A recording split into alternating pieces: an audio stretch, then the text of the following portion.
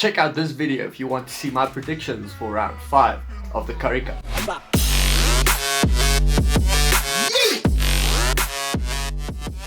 Welcome back to SkinnyBru Rugby, guys. So it is the Currie Cup action again this weekend, and last weekend, if it was anything to go by, it is an unpredictable tournament. Make sure you subscribe to the channel if you want to see any more Currie Cup action and any more of my videos. Make sure to hit that subscribe button and you'll see all the rest of my videos. As you can see, the table at the moment, the Griquas, they are at the top. They beat the Bulls for the first time in forever last week. Second in the log at the moment, the Lions, then the Cheetahs, VP at the 4th place, Pumas, Sharks, and at the bottom, the Bulls. It's only 3 rounds left in the tournament. This week the province is up against the Pumas, so it's 4th versus 5th on Friday. Then it's the Sharks in 6th place versus the 3rd placed Free State, and then the 2nd placed Lions versus the last placed Bulls. Let's get into the games. First up, the VP versus the Pumas. The VP is coming off a bye from last week. The Pumas coming off a 7-point victory over the Sharks, and they weren't the favorites in this one, and in this game they'll actually look to leapfrog the VP in the overall standings. I've enjoyed the Pumas' rugby at the moment. Their number 10 has been good this season. They have an exciting back 3, but problems in the defense at the moment. I think sometimes they look strong, but they have defensive lapses sometimes. They do have a rush defense at times, and other times they just have a traditional shift and shadow defense. So it's difficult to call what they will do defensively. So their structures there does give a problem, but we'll see if they do sort that out. But that defense going up against guys like Peterson, Nell, and Lades of the VP, that's going to be a difficult one for them. For the VP as well, it will be the return of Kulisi. At this moment, I don't know if he's from the bench or that he's actually going to be starting the game. But this is great for South African rugby. I'm not expecting a great game from him though. But I don't think he'll put his body on the line at the moment. But it's just good for him to be back in action, and he'll just want to test his body out a little bit. There's other news from the injury front for the VP as well. Willemse, he's going to be back on the 24th for the Cheetahs game, they predicted. Like they also said, they'll rather use him as a number 10 or number 12, and I fully agree with that. If you've seen my video that I did on the midfield combos, I'll link it up there. For the Springboks, I did actually say Willemse is an option as a number 12. He did play there for the junior box. He is pretty good. I think he could be an option.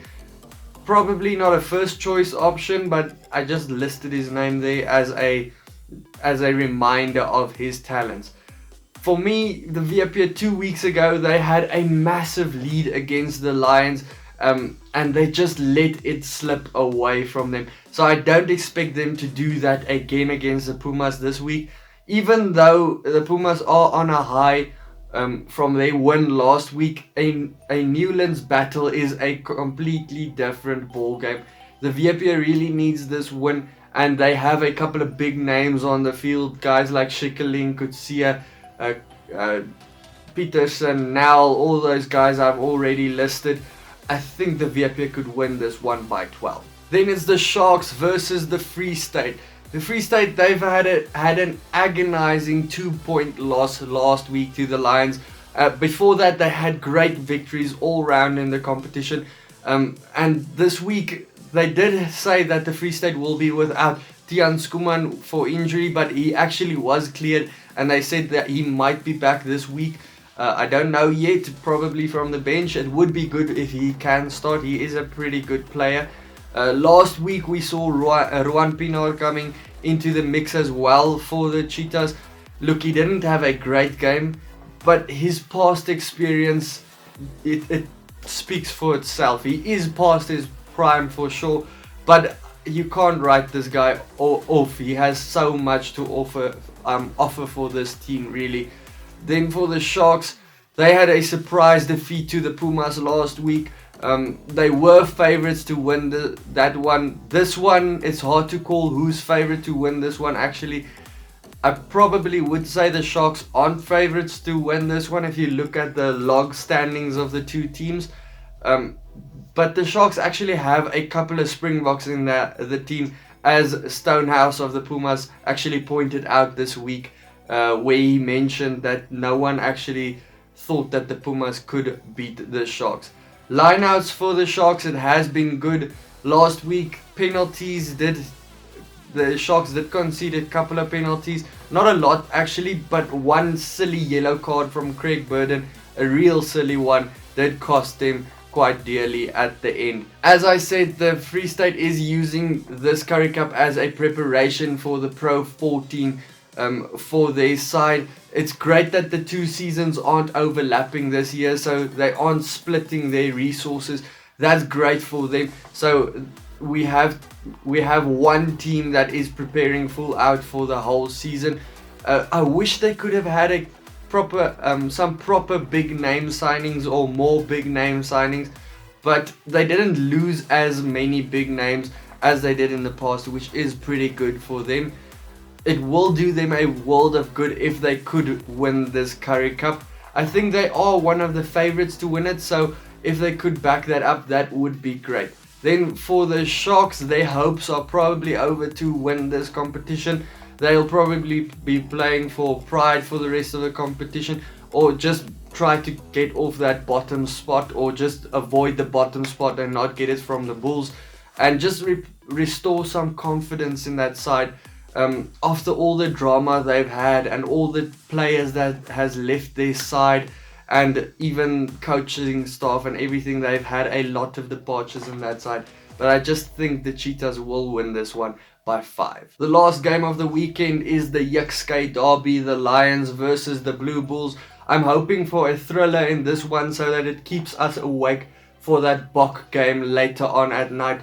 Box versus Argentina, of course, over in Argentina. The Blue Bulls were totally outplayed last week. In previous week, they relied heavily on Speckman, but they showed their problems they have if you shut him out of the game. If you get him out of the game, they do have a lot of problems. Their attack doesn't look that dangerous. I also think Boshoff is their better option at number 10. I've never been a big fan of Lebok at number 10. He tends to mess up a lot. I don't know if it's just a lot of pressure because of him having a history of messing up or what, because a lot of people speak highly of him. I've just not seen it. Their center combos as well, they are more like wingers to me. They are excellent wingers to me actually. So the combos are just not there in the team. The Bulls have no problem up front though, as usual. The front row, it is a new combo though. The whole front row is at the box at the moment. But they have the likes of Visagie and Matanzima there at the moment. They've been great. As for the Lions, the team wakes up late, basically, if you have to call it like that. But when they do wake up, they just have a bunch of great comeback victories. Cronje in that side at number 9, he's had a big impact. Reynolds at number 10, he's been good as well. And then the standout for them, the future Bok, as they call him, Tyrone Green. I do see him as a future Bok. He does have the potential. He is very quick. He is dangerous. You could just see that one try he scored the other day. He is very good. This team has scored some magnificent tries. They do have an excellent backline. A win here could see the Lions get the top spot in the log. Especially because the Griquas are on a bye this week. But a loss could see the Cheetahs actually get the top spot in the log. So that's a bad one for them. There is something on the line for them in this game. So which means there is something to play for. As for the Bulls, they are playing for pride in this one. They are at the bottom of the log. They can't really do anything in this competition anymore. If the Sharks do win their game, the Bulls can't even get from the bottom spot anymore. Something quite interesting over the past week, everyone has been talking about the Bulls avoiding relegation over the past week.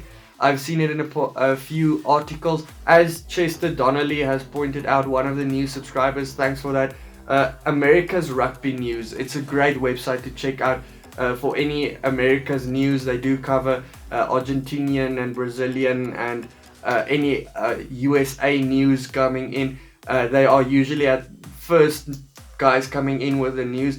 They actually did state that there is no promotion relegation going on this year in the Currie Cup. Till 2021, the teams are staying the same in both the Premier Division and the First Division. Nothing will be changing in the team, so there won't be any promotion relegation. So for the Jaguares XV team, that's bad for them because they are a class above the First Division sides. It's good news for the Bulls though. They don't deserve to be relegated, especially after their season they had in the Super Rugby. It's just they do have a lot of box out of their team, so it is hard for them. As I said, the Lions do have something to play for in this game, so I do expect them to win by 9.